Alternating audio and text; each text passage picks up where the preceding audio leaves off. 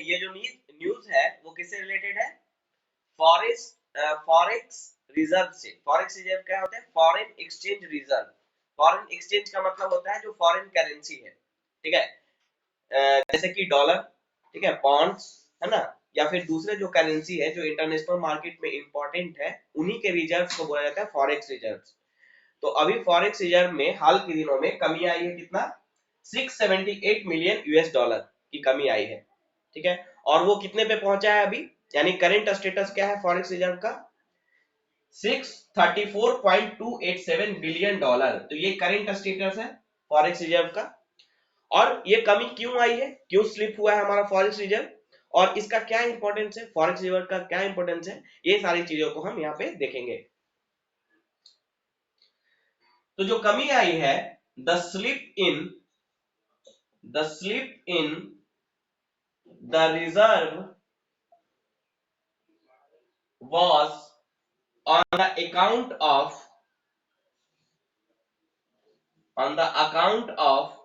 a drop in foreign currency asset, foreign currency asset, ठीक है, foreign currency assets, a vital component of the overall reserve, overall reserves, ठीक है। यानी ये जो कमी आई है फॉरेक्स रिजर्व में, जो कमी आई है, जो स्लिप हुआ है, और ठीक है, वो उसमें सबसे बड़ा रीजन है जो फॉरेन करेंसी एसेट है उसमें कमी आना, है ना। जो फॉरेन करेंसी एसेट है उसका उसमें ड्रॉप आना। अब ये फॉरेन करेंसी एसेट क्या होता है? देखिए, जो हमारा फॉरेक्स रिजर्व है वो कई चीजों को मिला के बनता है। जो रिजर्व मतलब क्या होता है? जमा, ठीक है। तो जो फॉरेन करेंसी का जो जमा है हमारे पास, ठीक है, जो फॉरेन करेंसी वो कई सारे रूप में जमा है, ठीक है, कई सारे फॉर्म में फॉरेक्स रिजर्व हमारे पास होता है। उसमें से पहला होता है फॉरेन करेंसी एसेट। तो फॉरेन करेंसी एसेट का मतलब वैसे एसेट जो फॉरेनर्स के द्वारा खरीदे गए हैं। एसेट्स का मतलब जैसे शेयर। तो कोई भी फॉरेनर अगर शेयर मार्केट में कोई शेयर खरीद रहा है तो फॉरेन करेंसी पे करके वो शेयर खरीदता है, फॉरेन करेंसी इन्वेस्ट करता है, और वो हमारे पास फॉरेन करेंसी के रूप में रिजर्व होता है, फॉरेन एक्सचेंज के रूप में रिजर्व होता है। तो उसे बोला जाता है फॉरेन करेंसी एसेट, क्योंकि शेयर क्या है? एक एसेट है ना। शेयर क्या है? एक एसेट है। तो मैंने बताया था ये बहुत ही वॉलेटाइल होता है। जैसे आज किसी ने शेयर खरीदा, किसी फॉरेनर ने, और हो सकता है 4 दिन बाद या 10 दिन बाद वो उस शेयर को बेच दे। तो जनरली जो फॉरेन फॉरेक्स रिजर्व में जो कमी देखने को मिलती है उसका मतलब कई बार आप देखेंगे कि उसका मेन वजह क्या होता है? फॉरेन फॉरेन करेंसी एसेट में कमी आना। यानी जो लोग शेयर खरीदे हुए थे उन्होंने अपना शेयर बेच दिया, ठीक है। तो शेयर बेच दिया तो फॉरेन करेंसी को वापस ले लिए वो, क्योंकि फॉरेन करेंसी खर्च करके वो उन्होंने शेयर खरीदा था। वो क्या था? एसेट था, ठीक है। दूसरा जो कंपोनेंट होता है, हम लोग यहाँ पे पढ़ेंगे कि फॉरेन करेंसी में कौन कौन से पार्ट होते हैं। तो एक एक तो होता है कंपोनेंट, वो होता है फॉरेन करेंसी एसेट। दूसरा होता है गोल्ड रिजर्व, ठीक है, गोल्ड रिजर्व। और तीसरा होता है स्पेशल ड्रॉइंग राइट्स, ठीक है। और चौथा होता है reserve position with the IMF, reserve position with the IMF. तो यहां देखिए, बहुत ज्यादा यहाँ पे डीप में नहीं पढ़ेंगे हम लोग, लेकिन यहां पे देखेंगे कि फॉरेन करेंसी में फॉरेक्स रिजर्व में कौन कौन सी चीजें होती हैं। तो फॉरेक्स रिजर्व कंटेन्स, या फिर फॉरेक्स रिजर्व,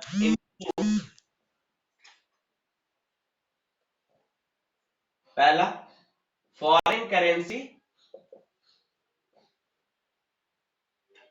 एसेट्स, ठीक है। दूसरा गोल्ड रिजर्व। तीसरा special drawing rights, special drawing rights. और चौथा reserve position with the IMF। ठीक है। तो फॉरेक्स रिजर्व के ये चार कंपोनेंट होते हैं, ये चार तरह के इस चार फॉर्म में फॉरेक्स रिजर्व हमारे कंट्री में रहता है। ठीक है। तो फॉरेन करेंसी एसेट्स का मतलब तो आप समझ रहे हैं कि अगर कोई फॉरेनर फॉरेन करेंसी में किसी शेयर को खरीदता है या किसी दूसरे एसेट को, एसेट मतलब होता है धन, किसी दूसरे चीजों को खरीदता है, ठीक है, चाहे वो शेयर खरीदे या किसी चीज को फॉरेन करेंसी में, तो उसे बोलेंगे फॉरेन करेंसी एसेट। और ये सबसे ज्यादा वोलेटाइल होता है, क्योंकि शेयर को 2 या 10 दिन बाद अगर कोई बेच देता है तो फॉरेन करेंसी एसेट में कमी आ जाती है और उसके कारण फॉरेक्स रिजर्व में कमी आ जाती है, जो कि इस बार अभी हुआ है। ठीक है। साथ ही साथ दूसरा होता है गोल्ड रिजर्व, यानी जितना का फॉरेन करेंसी है उतना गोल्ड रिजर्व हमारे पास हमेशा रहता है रिजर्व के रूप।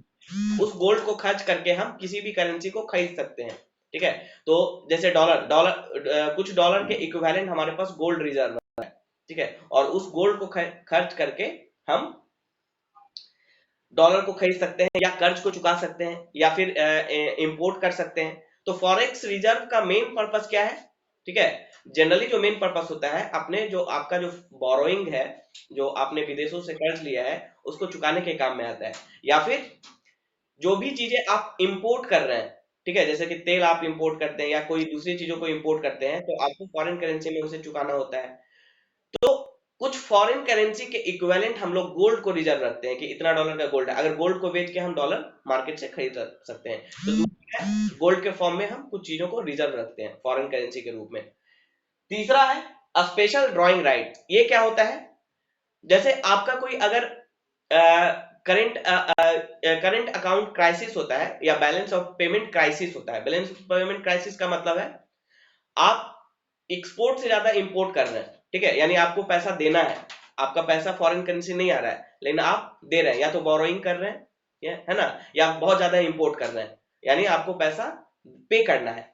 तो उस केस में क्या होता है, IMF आपको मदद करता है। जब भी BOP क्राइसिस होता है, इंडिया में एक बार हुआ था BOP क्राइसिस 91 में, और उसके बाद ही LPG जो मनमोहन का जो मॉडल था, मनमोहन सिंह का LPG model, liberalisation, privatisation and globalisation, उसके बाद ही हुआ था। उस समय क्या हुआ था, इंडिया के पास फॉरेन करेंसी एकदम ही खत्म हो गया था। इतना भी नहीं था इंडिया के पास कि वो अगले 1 साल के लिए या कुछ महीनों के लिए वो तेल को खरीद सके या जरूरी चीजों को खरीद सके। तो उस समय बैलेंस ऑफ पेमेंट क्राइसिस हुआ था। ठीक है। क्योंकि हमारा कर्ज बहुत ज्यादा हो गया था और हमारा इंपोर्ट भी बहुत ज्यादा हो रहा था। तो उस केस में IMF आपको मदद करती है। ठीक है। आपके पास कुछ राइट्स होते हैं IMF के पास जो फॉरेन करेंसी है उससे निकालने का, इसे इसे कहा जाता है स्पेशल ड्राइंग राइट्स। यानी IMF क्या है? इंटरनेशनल मॉनेटरी फंड, एक कोष है। ठीक है। IMF क्या है? एक कोष है जहां पे पैसा जमा है, सारे देश मिलकर पैसा वहां पे जमा किए हैं, हर देश ने अपना कुछ कंट्रीब्यूशन किया है उसमें। ठीक है। और उनके कंट्रीब्यूशन के हिसाब से उनको स्पेशल ड्राइंग राइट्स दिया गया है, जो कि जैसे खराब सिचुएशन के टाइम में, यानी बैलेंस ऑफ पेमेंट क्राइसिस के टाइम में, वो देश अपने स्पेशल ड्राइंग राइट के हिसाब से वहां से पैसा या फॉरेन करेंसी निकाल सकते हैं। ठीक है। तो इंडिया ने भी कंट्रीब्यूट किया है IMF में, IMF के जितने मेंबर हैं सबने कुछ ना कुछ कंट्रीब्यूट किया है, और उनका जितना कंट्रीब्यूशन है उसी के हिसाब से उन्हें ड्राइंग राइट्स मिला हुआ है। अगर किसी का 10% कंट्रीब्यूशन है तो उसको उसी हिसाब से स्पेशल ड्राइंग राइट मिला है कि आप उस तक आपातकालीन सिचुएशन में आप उतना पैसा IMF से आप निकाल सकते हैं, ड्रॉ कर सकते हैं। तो उसे कहा जाता है स्पेशल ड्राइंग। यानी कुछ पैसा हमारा IMF में है, मतलब हमारे पास स्पेशल ड्राइंग राइट्स है कि हम आपातकालीन सिचुएशन में हम कुछ चीजों को वहां से निकाल सकते हैं, और वो भी हमारे फॉरेक्स रिजर्व का ही पार्ट है। चौथा है reserve position with the IMF।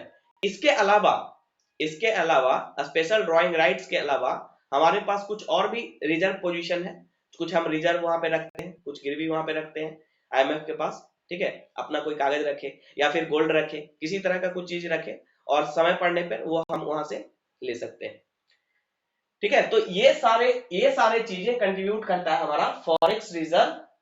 ठीक है, ये सारी चीजें कंट्रीब्यूट करता है हमारा फॉरेक्स रिजर्व। और इसमें किसी में भी अगर कमी आती है, जनरली इसमें ही कमी आती है फॉरेन करेंसी एसेट में, क्योंकि ये वॉलेटाइल होता है। ठीक है, एसेट घटता और बढ़ता रहता है, आज किसी ने एसेट बेच दिया तो एसेट घट गया। तो फॉरेन करेंसी एसेट जो है वो वॉलेटाइल नेचर का होता है, और उसमें कमी के कारण जनरली फॉरेन एक्सचेंज में कमी आती है, फॉरेक्स एक्सचेंज में हमारा कमी आता है। और ये जो फॉरेक्स रिजर्व है ये हमारे लिए क्यों इंपॉर्टेंट है, तो आगे हम पढ़ेंगे कि फॉरेक्स एक्सचेंज हमारे लिए क्यों इंपॉर्टेंट है।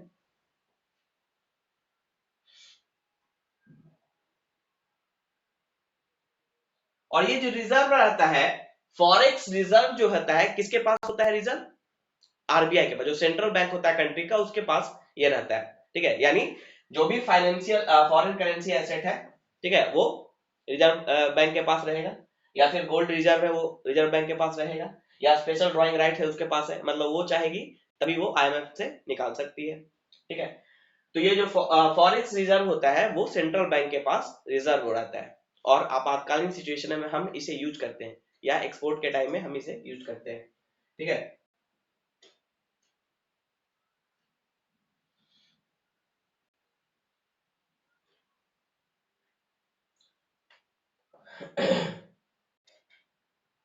अब इसका इस्तेमाल हम कहाँ कहाँ करते हैं, फॉरेक्स रिजर्व का इस्तेमाल हम कहाँ करते हैं, और इसका ऑब्जेक्टिव क्या है, फॉरेक्स रिजर्व को रिजर्व करने का क्या ऑब्जेक्टिव है। ठीक है, तो objectives of holding forex reserve,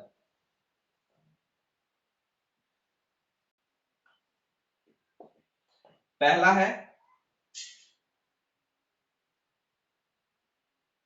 देखिए आपके पास, आपको पता है कि किसी भी देश की करेंसी का कितना वैल्यू होगा वो इंटरनेशनल मार्केट पे डिपेंड करता है कि उस करेंसी का डिमांड कितना है। ठीक है, या फिर अ, आपका जो कॉन्फिडेंस है, आपका कॉन्फिडेंस कि आपके पास इतना डॉलर है, यानी आप अगले 5 साल के लिए जो भी आपका इंपोर्ट है उसको करने में सक्षम है। तो ये आपकी इकोनॉमी के स्टेबिलिटी को भी बढ़ाता है, जितना आपके पास फॉरेक्स रिजर्व होगा उतना आपकी इकोनॉमी स्टेबल होगी। ठीक है, और उतना ही जितना स्टेबल होगी आपकी इकोनॉमी उतना ही आपके करेंसी का वैल्यू होगा। ठीक है, जितना स्टेबल होगा करेंसी, है ना, उतना ज्यादा आपके करेंसी में ट्रेड करने लोग चाहेंगे। ठीक है, रुपया में ट्रेड करना क्यों चाहेगा इंटरनेशनल मार्केट में, जब रुपया स्टेबल होगा, जब यहाँ की इकोनॉमी स्टेबल होगी तो रुपया में ट्रेड करना लोग चाहेंगे, मतलब दूसरे देश चाहेंगे, और इस तरह से रुपया का डिमांड बढ़ेगा। तो रुपया का डिमांड बढ़ेगा तो अ, उसकी वैल्यू बढ़ेगी, है ना, फॉरेक्स एक्सचेंज के रूप में। तो फॉरेक्स रिजर्व क्यों जरूरी है?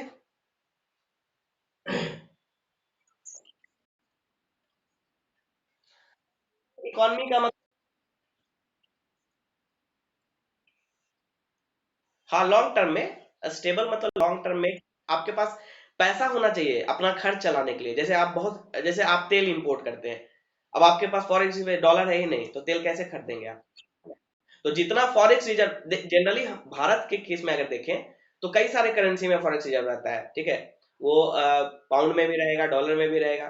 ठीक है, ये जो एसेट क्रिएट होगा, वो जो एसेट खरीदेंगे, कोई जापान का है तो येन में खरीदेगा, ठीक है, कोई अमेरिका का है तो डॉलर में खरीदेगा, तो हमारे पास बहुत सारा रहेगा। लेकिन जनरली जो होता है, जनरली जो फॉरेक्स रिजर्व जो इंडिया के पास है वो डॉलर में ही है। ठीक है, तो ज्यादा डॉलर होने का मतलब, रिजर्व होने का मतलब हमारी इकोनॉमी स्टेबल है, हम आगे अपने 5 साल के लिए हम तेल को खरीदने के लिए हमारे पास रिजर्व है, या फिर कर्ज चुकाने के लिए हमारे पास पैसा है ना। तो ये स्टेबिलिटी शो करता है, और जो जितना कंट्री स्टेबल होगा उसकी करेंसी उतना स्टेबल होगी। तो इंटरनेशनल मार्केट में उस करेंसी में ट्रेड करना लोग चाहेंगे कि रुपया में ही ट्रेड किया जाए, क्योंकि रुपया स्टेबल है। अब मान लीजिए कंट्री ही खत्म हो गया, वो बैंक करप्ट हो गया, या फिर सोवरेन डेब्ट क्राइसिस में, तो उसकी करेंसी की क्या वैल्यू है ना। तो इसलिए जो कंट्री इकोनॉमिकली स्टेबल ज्यादा होता है उसकी करेंसी की वैल्यू उतना ज्यादा होती है, क्योंकि उसका डिमांड उतना ज्यादा होता है इंटरनेशनल मार्केट में, जितना डिमांड होगा उतना वैल्यू होगा रुपया का। तो जितना फॉरेन एक्सचेंज होगा ये हमारी स्टेबिलिटी बताती है, ये हमारा बताता है कि हम कितना लॉन्ग टर्म में हम चीजों को ले जा सकते हैं, और उतना ही ज्यादा रुपया स्टेबल होगा उस तरह से। हाँ तो पहला ऑब्जेक्टिव क्या है? Supporting and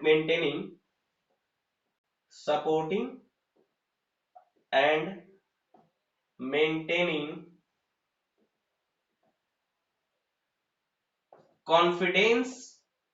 confidence in the policy for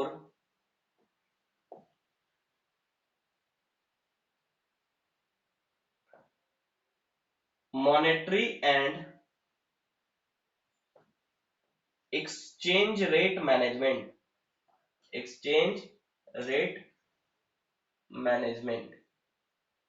ठीक है। और एक्सचेंज रेट मैनेजमेंट का मतलब है कि रुपया का दूसरे करेंसी के टर्म में क्या है ना, उसी को मैनेजमेंट कहा जाता है। एक्सचेंज रेट मैनेजमेंट का मतलब कि रुपया का दूसरे करेंसी के रूप में एक्सचेंज रेट क्या है, तो उसको हम कैसे मैनेज कर पाएंगे। जब हमारे पास फॉरेन रिजर्व होगा तो रुपया अपने आप स्टेबल होगा, तो उसको हम आराम से मैनेज कर सकते हैं। रुपया को एक्सचेंज के रूप में दूसरे करेंसी के रूप में एक्सचेंज किया जा सकता है ना। तो ये सबसे पहले क्या करता है, supporting and maintaining confidence in the policy for monetary. और जो हमारी मॉनेटरी पॉलिसी होगी, हमें पता होगा, हमारी जो मॉनेटरी पॉलिसी, हमें पता होगा कि हमारे पास इतना फॉरेन रिजर्व है, हम इतना इंपोर्ट कर सकते हैं, तो हम इंटरनल मैटर में हम अपनी मॉनेटरी पॉलिसी को उस तरह से बना सकते हैं। हमें कॉन्फिडेंस होगा कि हमारे पास इतना फॉरेन रिजर्व है, हम मतलब जो जरूरत की सामान है वो हमारा कभी कम नहीं होगा, ठीक है। तो उस हिसाब से हम अपने मॉनेटरी पॉलिसी क्या होता है, मनी से रिलेटेड जो पॉलिसी होता है, जो रेपो रेट, रिवर्स रेट, ये सब पढ़ेंगे हम लोग आगे। तो उस मॉनेटरी पॉलिसी को हम अपने से, जो आरबीआई सेट करती है कि ये इंटरेस्ट रेट होगा, बैंक जो इंटरेस्ट रेट जिस दर पे आपको लोन देती है वो आरबीआई फिक्स करती है, वो मॉनेटरी पॉलिसी के अंदर आता है। या फिर इन्फ्लेशन टारगेट करना, इतना परसेंट से ज्यादा नहीं होना चाहिए इन्फ्लेशन, ये सब मॉनेटरी पॉलिसी का ही पार्ट है। तो मॉनेटरी पॉलिसी हम में कॉन्फिडेंस हमारा कब होगा, जब हमारे पास फॉरेक्स रिजर्व होगा, है ना। हमें पता होगा कि हम जो भी इंपोर्ट करने वाला जो खर्च है या जो हम कर्ज लिए हैं उसे हम चुकाने में सक्षम हैं, तो हम अपने मॉनेटरी पॉलिसी को अपने हिसाब से उसको कर सकते हैं, है ना, मैनेज कर सकते हैं। दूसरा, फॉरेन एक्सचेंज रेट मैनेजमेंट, यानी रुपया के रिस्पेक्ट में दूसरा जो करेंसी है उसका जो एक्सचेंज रेट है उसको भी हम मैनेज कर सकते हैं। अगर हमारे पास डॉलर है तो डॉलर को खरीद या बेच के हम रुपया के वैल्यूएशन को बढ़ा और गिरा सकते हैं, ऐसा किया जाता है, ठीक है। तो जो फॉरेन एक्सचेंज रेट मैनेजमेंट है वो भी, उसका भी मेंटेनेंस किस पे डिपेंड करता है कि हमारे पास कितना फॉरेन फॉरेक्स रिजर्व है, ठीक है। तो पहला काम इसका ये है। दूसरा ऑब्जेक्टिव क्या है फॉरेक्स रिजर्व का,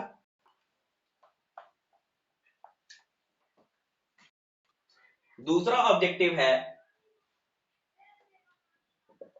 second objective is provide the capacity provides the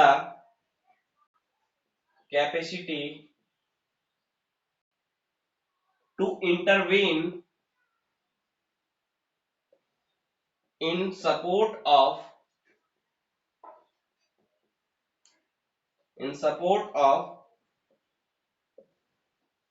the national or union currency.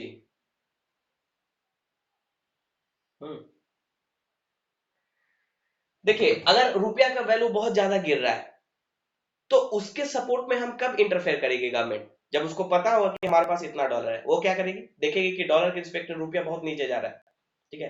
कभी कभी जानबूझ के भी नीचे किया जाता है ताकि एक्सपोर्ट में फायदा होता है, उससे बताया था मैंने।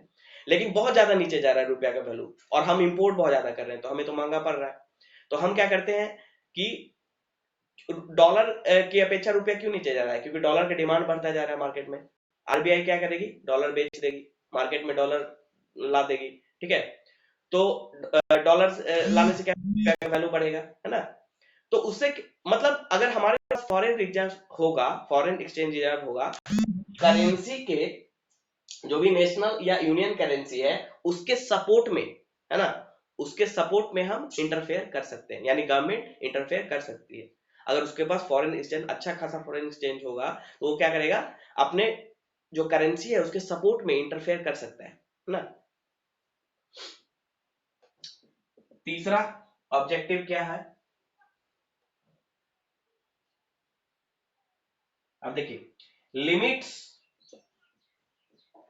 External vulnerability, by maintaining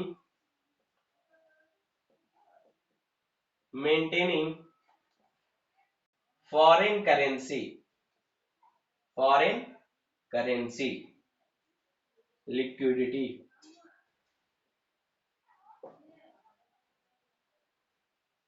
to absorb shock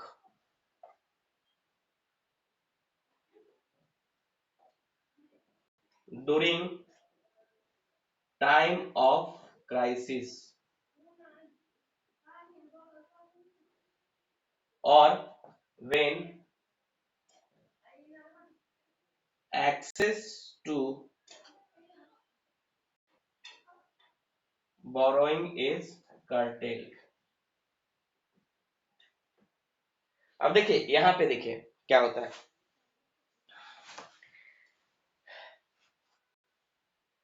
जैसे कि अब ऐसा कोई क्राइसिस आया भारत में या किसी भी कंट्री में कि उसको बोरोइंग नहीं मतलब बोरोइंग नहीं कर पा रहा है फॉरेन करेंसी में। जैसे इंडिया बाहर से बोरोइंग, एक्सटर्नल बोरोइंग बोलते हैं उसको, तो बाहर से फॉरेन मार्केट से बोरोइंग नहीं कर पा रहा है, पैसा को कर्ज नहीं ले पा रहा है फॉरेन करेंसी में। कर्ज का जरूरत क्यों पड़ता है? बहुत सारा रीजन है कर्ज लेने का बाहर से। जैसे कि तेल हमें इंपोर्ट करना है, तेल का दाम बहुत ज्यादा बढ़ गया, तेल को हम रिजर्व करना चाहते हैं, तो हम बाहर में डॉलर को कर्ज लेकर हम तेल खरीद सकते हैं या कोई और काम कर सकते हैं, कहीं इन्वेस्ट कर रहे हैं, ठीक है, किसी कंट्री में, तो वो भी हम कर सकते हैं। इन्वेस्टमेंट के लिए भी कर्ज लेकर इन्वेस्ट करते हैं जनरली। तो फॉरेन करेंसी में जब हम कर्ज हमें नहीं मिल पा रहा है, तो अगर हमारे पास हमें डॉलर चाहिए लेकिन हमें कर्ज नहीं मिल पा रहा है डॉलर का, अगर हमारे पास फॉरेन एक्सचेंज, मतलब उसको लास्ट टाइम में यूज किया जाता है, फॉरेन एक्सचेंज को एकदम लास्ट टाइम में यूज किया जाता है कि इतना रिजर्व है मेरे पास, इसको एकदम इमरजेंसी सिचुएशन में यूज किया जाता है। तो उस केस में हमारे पास डॉलर रिजर्व में है, तो हम उसको यूज कर सकते हैं, है ना, क्योंकि हमें बोरोइंग नहीं मिल रहा है।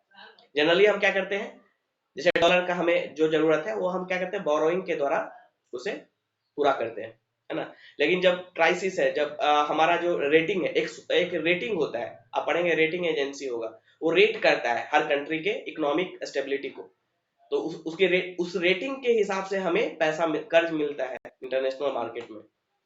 तो मान लीजिए रेटिंग हमारी बहुत खराब चल रही है किसी वजह से, ठीक है, तो हमें बोरोइंग नहीं हो पा रहा है, हम बोरोइंग नहीं कर पा रहे हैं, ठीक है, हमें कोई कर्ज नहीं दे पा रहा है, ठीक है, तो उस केस में हम फॉरेन एक्सचेंज, अगर हमारे पास अच्छा खासा फॉरेन रिजर्व है, तो हम उस फॉरेन रिजर्व का यूज करके अपनी जरूरतों को पूरा कर सकते हैं उस टाइम, है ना। तो उसके लिए भी फॉरेन एक्सचेंज का बहुत बड़ा रोल है।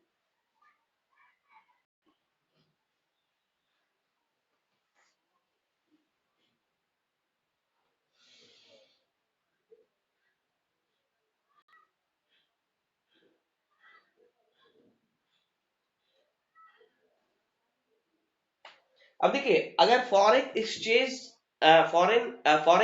रिजर्व अगर बढ़ता है, तो रुपया का क्या होगा, रुपया के साथ क्या होगा, आपसे पूछा जा सकता है प्रीलिम्स में कि अगर फॉरेक्स रिजर्व बढ़ता है तो रुपया अप्रिशिएट होगा या डेप्रिशिएट होगा, मतलब रुपया की वैल्यू बढ़ेगी या घटेगी, है ना, इस तरह का क्वेश्चन। हाँ, अप्रिशिएट होगी, ऑब्वियसली अप्रिशिएट होगी, क्योंकि आपके पास काफी डॉलर आपके पास है, यानी डॉलर, देखिए होता क्या है, डॉलर का दाम बहुत बढ़ रहा है, आप क्या करते हैं, डॉलर मार्केट से खरीद के अपने पास रख लेते हैं, ठीक है, तो उस तरह से क्या होता है कि और आपके पास काफी काफी सारा डॉलर है, ठीक है, तो उस केस में रुपया का वैल्यू बढ़ता है, क्योंकि आपकी स्टेबिलिटी भी बढ़ रही है, उस हिसाब से भी बढ़ रहा है, ठीक है, और साथ ही साथ रुपया का एक्सचेंज वहां पे बढ़ जाता है, क्योंकि डॉलर आपके पास काफी सारा है। तो जनरली क्या होता है, ये ऐसा क्वेश्चन आपसे पूछ सकता है कि अगर रुपया रिजर्व, फॉरेक्स रिजर्व अगर बढ़ता है तो रुपया अप्रिशिएट होगा या डिप्रिशिएट होगा, ठीक है।